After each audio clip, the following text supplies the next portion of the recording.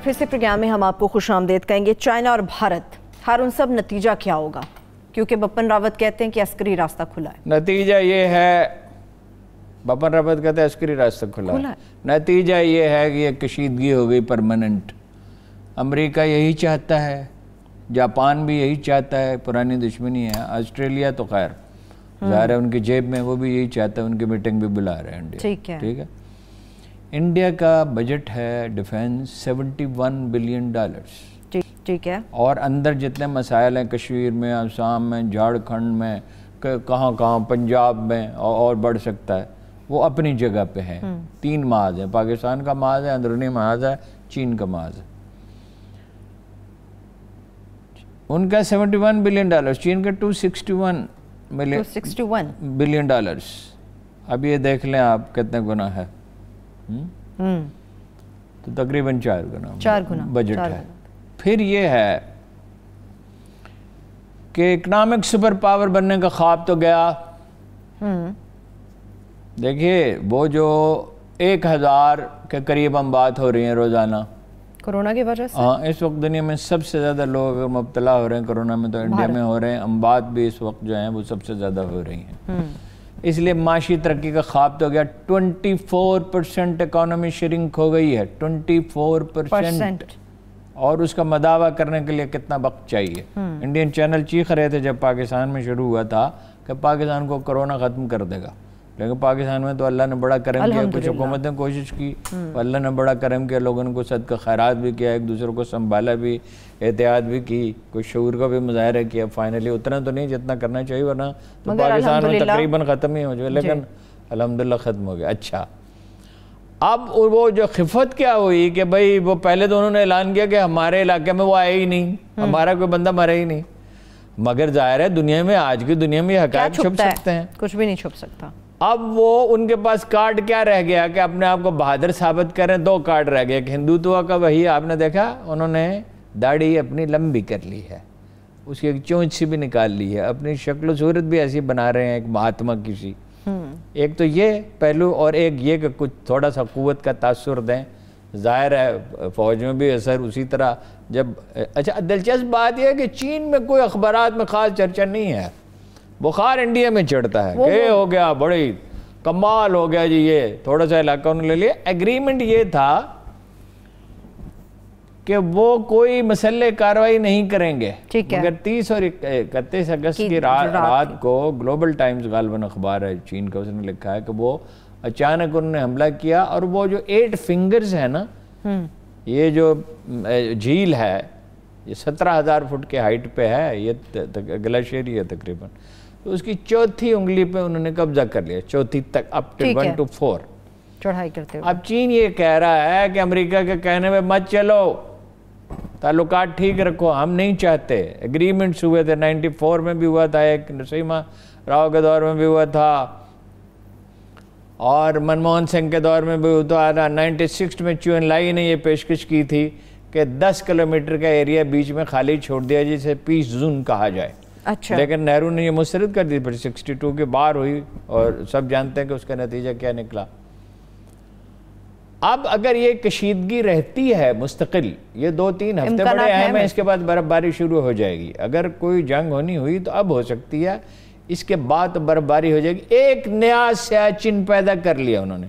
फ़र्क ये है कि सियाचिन में पाकिस्तान के मद्दे मुकाबले हैं, पाकिस्तान का भी कुछ बिगाड़ नहीं सके वो सियाचिन पे, अचानक बेशक कब्जा कर लिया, और नुकसान उनका हमसे कई गुना ज्यादा है। यहाँ तो 4 गुना बड़ी जिनकी दिफाई बजट है उनसे टक्कर लेने को वहाँ जो है वो एक इतनी बड़ी मईशत से उनकी मईशत को कोई खास असर नहीं पहुंचेगा। वहाँ कोई इस तरह का बुखार है ही नहीं। ठीक है, तो पाकिस्तान में ज़ाहिर है दबाव कम हो जाएगा। आपने देखा कि इस पे बॉर्डर पे फायरिंग कम हो गई है जी, इस किस्म के वाक़यात बहुत कम। ज़ाहिर है कितने महाज एक वक्त में खोलेंगे, बपन रावत साहब जो मर्जी कहते रहें। इधर अफ़गानिस्तान में भी ईरान में चीन दाखिल हो गया, ठीक है ना, वहाँ से भी पसपाई हुई। अब वो अफ़गानिस्तान में कोशिश कर रहे हैं, हिकमत यार ने बयान दिया है کہ یہاں ایک ملیشیا وہ کھڑی کرنے کی کوشش کر رہے ہیں روپیہ خرچ کر کے، اور اشرف غنی کی حمایت کر رہے ہیں. کوشش یہ ہے کہ قصہ لمبا ہو جائے، جتنا بھی کھینچا جا سکتا ہے نکل کھینچا جائے. کیوں؟ ٹرمپ ہار جائے اگر، جس کا امکان موجود ہے، تو ممکن ہے دوسری حکومت کی پالیسی مختلف ہو اس سے مختلف. کہ امریکہ میں صرف ایک قسم کے پاگل نہیں پائے جاتے، کئی قسم کے پاگل پائے جاتے ہیں. وہ ممکن ہے یہاں برقرار رہنے کا فیصلہ کریں تو یہ زیادہ بیٹر بارگیننگ کی پوزیشن میں ہو، لیکن افغانستان میں جنگ ہوگی، اس سے الٹیمیٹلی انڈیا کو کچھ نہیں ملے گا، اور پاکستان پہ دباؤ کم ہو جائے گا، اور یہ کشیدگی اب کسی طرح کم ہوتی نظر نہیں آتی. اس لیے کہ جب خواب عظمت میں کوئی قوم پڑ جاتی ہے، وہ تبت کے لوگوں کو پناہ دی ہوئی ہے، اس کی فوج بنائی ہوئی ہے، دلائی لاما کو وہاں رکھا ہوا ہے، اس پہ کلیم ہے، اقصائے چین پہ ان کا کلیم ہے. کلیم تو ان کا ساری دنیا پہ، ادھر گاندھی جی کہتے تھے بامیان تک ہے انڈیا، افغانستان کے بہت سے علاقوں پہ بامیان کا مطلب آدھے افغانستان پہ بھی کلیم ہے، چین کے بھی بہت سے حصوں پہ کلیم ہے، پاکستان پہ بھی کلیم ہے، اور بھی کوئی ملک پاس پڑوس میں اس پہ بھی، سری لنکا وغیرہ میں بھی وہ آزادانہ خارجہ پالیسی کی. سکم اور بھوٹان تو خیر ہے ہی، اور نیپال پھڑپھڑا رہا ہے اسے نجات حاصل کرنے کے لیے. تو یہ کشیدگی مستقل رہے گی، اور اس سے بھارتی معیشت کو نقصان پہنچے گا. اور 10 کروڑ آدمی تو پہلے ہی وہاں فٹ پاتھوں پہ سوتے ہیں، اور اگر یہی صورتحال رہی تو شکست و ریخت کا جو میں لیکن ابھی آپ نے دیکھا ہوگا نریندر مودی صاحب کا ایک فوٹو شوٹ بھی بڑا منظر عام پر آیا، بڑے پرسکون حالت میں، کچھ موروں کے ساتھ، کچھ پرندوں کے ساتھ. یہ وہ مور، یہ کہ یہ مذہبی جسچر ہے، یہ کلچرل ہے موروں کو.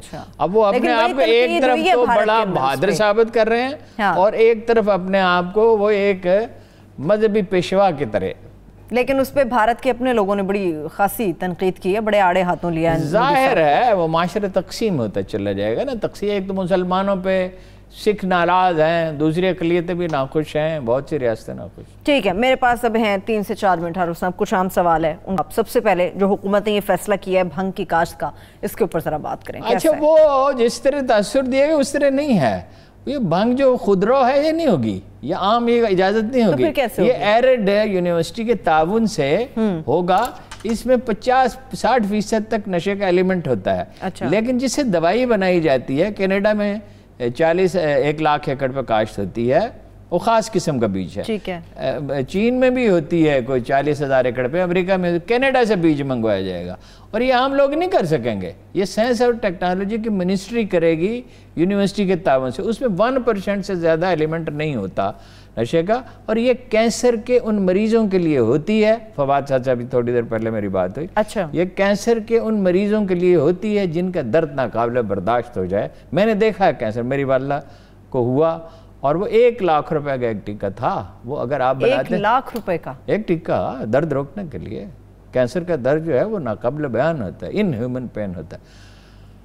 تو یہ کوئی $500-700 ملین اگر شروع میں تو خیر کم ہوگا، تو یہ دنیا میں $25 بلین کی اکانومی ہے. اس میں اگر آپ اپنے سر فواد صاحب کے بارے میں یہ تو ماننا پڑے گا کہ انٹیلیجنٹ آدمی. کام 216 تک ہو چکا تھا، انیشیٹو کوئی نہیں لے رہا تھا. تو انیشیٹو تو موصوف میں ہے، انیشیٹو لیا، اور بہرحال یہ ایک بہتر فیصلہ ہے، اس لیے کہ یہ سرکاری کنٹرول میں ہوگا. ٹھیک ہے، اس میں نجی وہ نہیں ہو سکتا. چلیں، یہ تو پھر بہتر ہے کہ پورا گورنمنٹ کا کنٹرول ہوگا، سرکاری سطح پر ہوگا. باجوہ صاحب کی بات کر رہے ہیں، جو معاملات سامنے آ رہے ہیں. باجوہ صاحب کے سامنے چونکہ سارے حقائق ہمارے سامنے نہیں ہیں، ابھی ڈیبیٹ جاری ہے. دیکھیے جو جواب انہوں نے دیا اس سے احمد نورانی صاحب کا کیس کمزور ہو گیا ہے.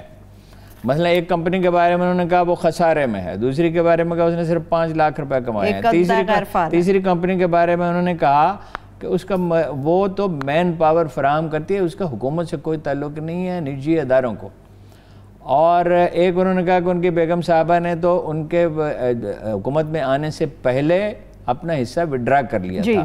لیکن ڈیبیٹ ابھی جاری رہے گی، اور جب سارے حقائق سامنے آ جائیں گے تو ہم ہاتھ پہ رہے. استعفیٰ دینے کا فیصلہ درست تھا، اور پھر وہ قبول نہ ہونے کا فیصلہ بھی صحیح ہے، اس لیے کہ ان کی ضرورت ہے. یہ تو حکومت کو فیصلہ کرنا ہے، ظاہر ہے. ٹھیک ہے، خسرو بختیار صاحب اگر اس کی کوئی قیمت ہوگی تو حکومت ادا کرے گی. اور اگر وہ جس طرح انہوں نے اپنا کیس پیش کیا ہے تو اس میں انہوں نے کہا بھائی میرے مثلا $7 کروڑ کی انویسٹمنٹ ہے، تو $6 کروڑ جو ہیں وہ بینکوں کا ہے. مکان کا بھی انہوں نے بتایا کہ 80% تو ابھی پے کرنا ہے وہ ٹھیک ہے.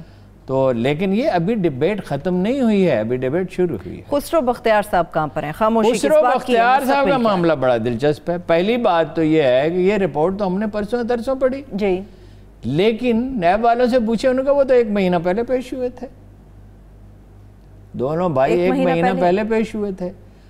تو میں نے کہا میڈیا کو کیوں نہیں پتہ چلا؟ انہوں نے کہا ہنس کے کہا میڈیا والوں سے پوچھا کیوں نہیں پتہ چلا انہیں. ٹھیک ہے, یہ ہمارا کام نہیں. دوسری بات اس سے بھی زیادہ حیرت انگیز, کیا وہ کہتے ہیں کہ 80-90% ہم مطمئن ہیں ان کے موقف سے اچھا کہ یہ ان کے والد کا چھوڑا ہوا ورثہ ہے.